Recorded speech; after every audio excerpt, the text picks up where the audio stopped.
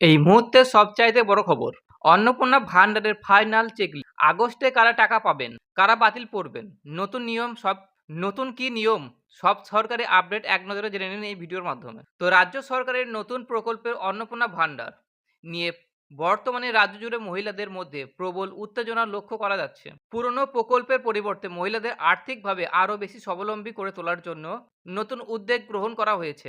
এই অন্নপূর্ণা ভান্ডার প্রকল্পের মাধ্যমে রাজ্যের যোগ্য মহিলারা প্রতি মাসে ৩,০০০ টাকা করে সরাসরি তাদের ব্যাংক অ্যাকাউন্টে পাচ্ছেন।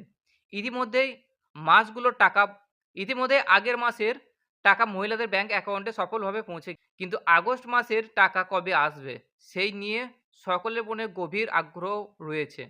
পাশাপাশি নতুন নিয়ম, কারা এই অন্নপূর্ণা ভান্ডার প্রকল্পের সুবিধা পাবেন, কাদের আবেদন বাতিল করা হয়েছে, এবং কিভাবে নিজের আবেদন বর্তমান অবস্থা যাচাই করবেন, সেই নিয়ে বিস্তারিত আলোচনা করা হলো এই প্রতিবেদনে। এই প্রকল্প অন্নপূর্ণা ভান্ডার প্রকল্পটি বাংলার প্রান্তিক ও সাধারণ মহিলাদের ক্ষেত্রে একটি যুগান্তকারী পদক্ষেপ হিসেবে বিবেচিত হয়েছে। অন্নপূর্ণা ভান্ডার প্রকল্পের আগস্ট মাসের পেমেন্ট নিয়ে ইতিমধ্যে রাজ্য সরকারের তরফ থেকে গুরুত্বপূর্ণ আপডেট সামনে এসেছে। সমাজ কল্যাণ দপ্তর সর্বশেষ তথ্য অনুযায়ী চলতি মাসে ৩,০০০ টাকা দেওয়ার প্রতিশ্রুতি দ্রুত শুরু হতে চলেছে। যে সমস্ত মহিলারা আগের কিস্তি টাকা সঠিক সময়ে নিজেদের অ্যাকাউন্টে পেয়েছেন, তাদের ক্ষেত্রে নতুন করে দুশ্চিন্তা করার কোনো কারণ নেই।